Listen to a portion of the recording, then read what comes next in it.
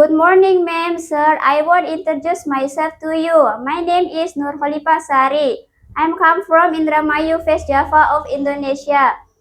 I'm Muslim. I'm 37 years old. I'm married. I have two children. He is 8 years old and 4 years old. My weight 41 kg. My height is 151 cm. My last education junior high school. I have experience work before in Jordan 3 years.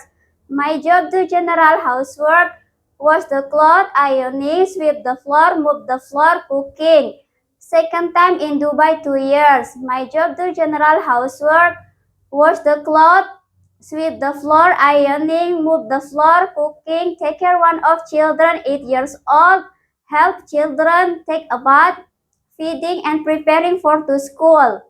I can take care baby or children. I can take care elderly person. I can cooking Chinese food like steamed fish, steamed egg, chicken soup, chicken chop, porridge. I can handle cut and cook pork, but I cannot eat pork because I'm Muslim.